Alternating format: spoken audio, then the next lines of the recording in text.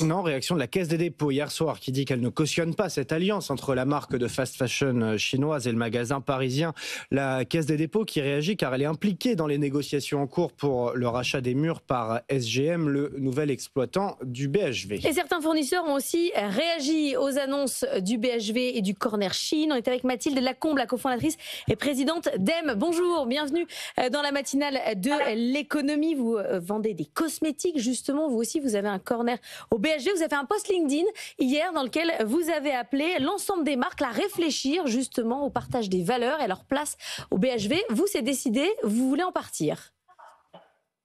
Bonjour, oui tout à fait. On a fait part hier de notre volonté de partir. Donc on a un rendez-vous aujourd'hui avec le BHV qui souhaite nous expliquer euh, pourquoi ils ont pris cette décision, mais du coup ils semblent pas être enclins à changer de position. Donc nous, notre décision est ferme et définitive. Vous n'êtes pas en concurrence directe avec Chine, directement sur les marchés. Pourquoi vous considérez que vous ne pouvez pas cohabiter ? Parce qu'en tant qu'entrepreneur, je considère qu'on a construit notre marque M avec des valeurs fortes et c'est dur d'être entrepreneur aujourd'hui, encore plus dans le contexte. Et donc, c'est important d'avoir des partenaires qui partagent ces mêmes valeurs. Et en restant, je trouve qu'on aurait l'impression de cautionner finalement ce que Chine fait. Et donc, du coup, on refuse et donc on part.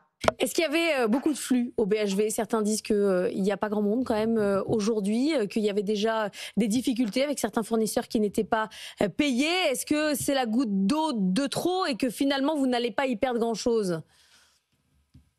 Alors pour nous en tant que marque, c'est forcément un risque à court terme parce que effectivement, même si le BHV n'est pas notre plus gros partenaire, ça reste malgré tout une perte de chiffres. Mais moi, je suis convaincue que sur le long terme, c'est le bon choix parce que on préfère aller chercher des clients euh, qui ont envie de soutenir des marques cohérentes et engagées. Et après, oui, je pense que le BHV est en difficulté, et ça, c'est certain. Et je le disais dans mon post, comme beaucoup de marques, et même pour une marque comme la nôtre, le contexte, il est compliqué, il est difficile en ce moment. Mais je pense qu'on ne peut pas répondre à une crise économique par une régression écologique et sociale forte.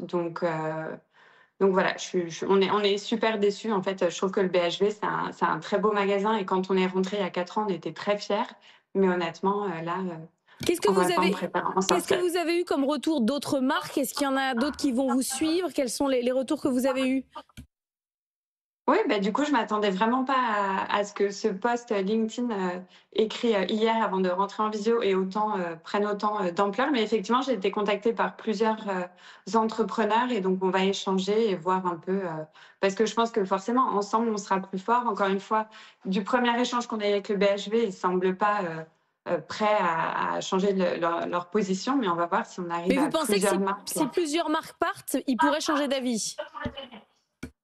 On espère, en tout cas, c'est toujours ce qu'on se dit. À plusieurs, on est plus fort et donc peut-être que ça peut faire bouger les choses.